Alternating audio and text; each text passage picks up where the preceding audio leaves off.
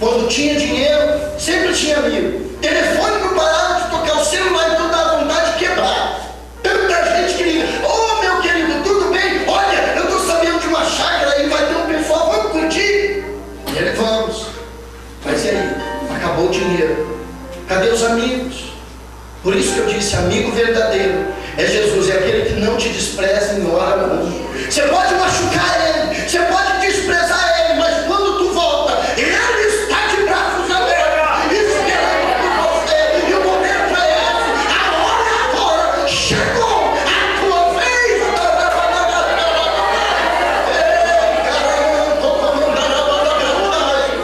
O momento é esse, meu irmão.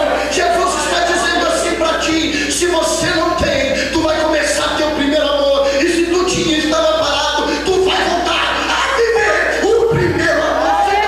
Aplauda!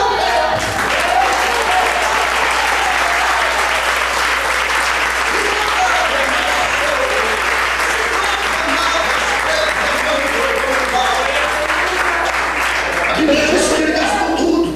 Quero acreditar que esse homem agora, que dormia nos melhores hotéis, que andava com as melhores garotas, com os amigos mais simpáticos, agora batia na porta de um por um. Alguém olhava para ele e disse: ei, eu não te conheço. Rapaz, mas ontem nós estávamos na festa. Eu não lembro de você. Mas pode ir embora. Cadê? Você não tem casa? Olha o estado que você está. Começava a rejeitá-lo. Aquele que achava que o povo lá de fora, mantro, era amigo deles, desprezando a família dele. Olha que mistério. Desprezando a família, foi procurar lá fora. Meu irmão, não saia da presença do Senhor, não saia da casa de Deus, porque lá fora é só ilusão, e não te enganar, e depois irão te desprezar, porque o diabo é assim. João 10:10, ele não veio senão para matar, para roubar e para destruir, mas Jesus diz: eu vim para que tenham vida e a tenham em abundância. Ele é o único que não nos decepciona, e ele agora acorda, talvez ali com um par de sapato, uma roupa suja e a barriga roncando.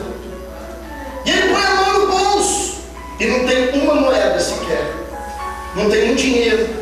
Talvez ele vai pedir para alguém do lado: por favor, me dê um prato de comida. Vai trabalhar, seu vagabundo. Ninguém sabia mais quem era. O seu semblante agora mudou, porque uma pessoa, irmão, quando está na casa do Pai, o seu semblante é um. Ele tem cuidado, ele tem roupa limpa todo dia, porque na casa do Pai tem cuidado. Eu lembro quando eu morava na casa dos meus pais, sempre tinha cuidado. Chegava na minha casa, a comidinha estava pronta. Chegava na minha casa, a minha cama estava arrumada. Graças a Deus que ainda é assim, porque eu sou casado, mas continuo assim.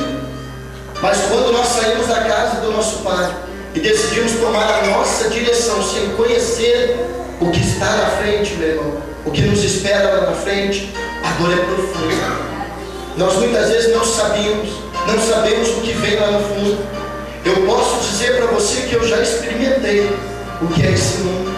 Eu já vim do mundo. Eu sei quantas dores eu tive aqui uma vez. Eu acho que eu contei parte do meu testemunho aqui. Quem lembra?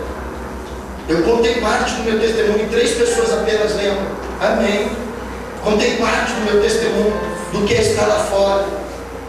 Mas quando eu decidi conhecer Jesus de verdade, quando eu resolvi conhecer o verdadeiro Pai, aquilo que o meu Pai materno, que não podia me dar, o meu Pai celestial me deu. Aquilo que o meu Pai terrestre não podia mostrar para mim, o meu Pai celestial mostrou. Esse menino agora está ali. Então ele vai numa fazenda pedir ajuda, pedir alimento. Olha que humilhação. Alguém que tinha de tudo na casa do Pai, agora bate uma fazenda inferior à do Pai dele, porque, irmão, no mundo não tem nada igual à casa do Pai, não tem nada parecido com a casa do Pai. Se tiver por aí, é pra junto, é engano, porque na casa do Pai sempre tem o melhor. E ele agora fala para o moço: eu preciso de um prato de comida, eu não estou aguentando. Talvez o moço pergunta para ele: de onde você é, de onde você veio? E agora ele conta: eu vim de lá daquela fazenda. E o cara olha para ele e fala: e você está nesse estado agora? Você está desse jeito? Olha, eu vou fazer assim com você porque eu gostei de você. Eu vou deixar você se alimentar aqui, mas se você cuidar dos povos, se você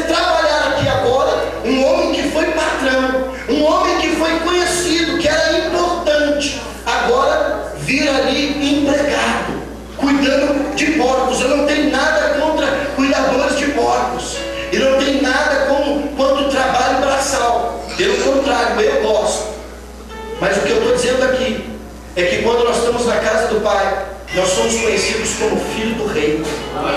E quando nos afastamos da presença de Deus, nós somos conhecidos como cavalo do diabo. Nós somos desprezados, ninguém nos dá bola, ninguém dá moral, ninguém lembra de nós. Mas quando estamos na casa do Senhor, sempre alguém olha e fala: olha lá, aquele ali é o varão de Deus, aquela ali é a mulher de Deus, aquele que está passando é cheio da graça de Deus. Mas quando saímos da presença do Senhor, o comentário é esse: olha lá, coitadinho, olha o estado que ele está agora. Deixou a casa do pai, pastor. Olha lá o estado dele, não serve para mais nada, ninguém quer. E ele ali começou a cuidar, e o estômago dele começou a doer. E a Bíblia diz que ele olhou ali no que os porcos estavam comendo. Quero acreditar eu, isso aí é parte minha, não está na Bíblia. Quero acreditar eu que ele ajoelhou,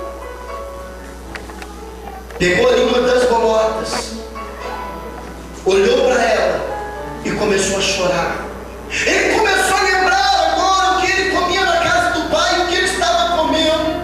Ele começou a lembrar ali do que ele tinha passado, do que ele podia ter na vida dele. E agora ele lembra do que ele desprezou, do que ele rejeitou, e ele começa a chorar. E quero eu acreditar que ele olhava e dizia assim: o que vai ser da minha vida agora? Onde eu vim parar? Para mim só resta a morte, não tem mais para onde ir, não tem mais o que fazer, porque o diabo sempre sobra no ouvido das pessoas que se afastaram de Jesus, que agora Jesus não ama mais, que ele não serve mais na casa do Pai. Mas isso é mentira do diabo, isso é engano de Satanás, meu irmão. Agora a Bíblia diz que ele começa a cair em si. Um homem normal, natural, não cai em si, porque a Bíblia diz que um abismo chama outro abismo.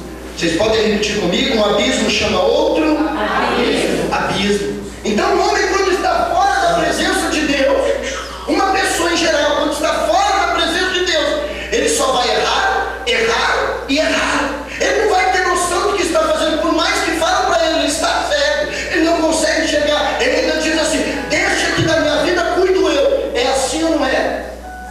Sim ou não? Sim. Esse sim ou não é meu. Mas entenda o mistério.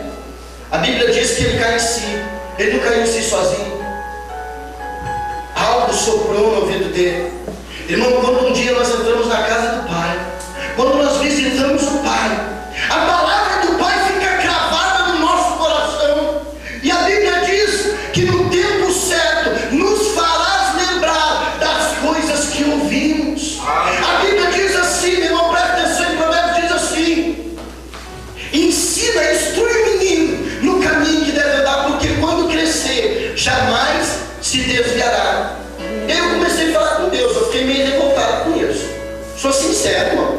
Eu comecei a falar com Deus, falei: Deus, vem cá, explica isso daí para mim. Ou o Senhor está equivocado, quem escreveu a Bíblia então é mentiroso, porque pode ter tido um erro de gráfica. Eu quero que o Senhor me dê a revelação da palavra, porque eu entendi, porque eu conheço muita gente, eu prego para muitos lugares, e eu vejo muita gente desviada.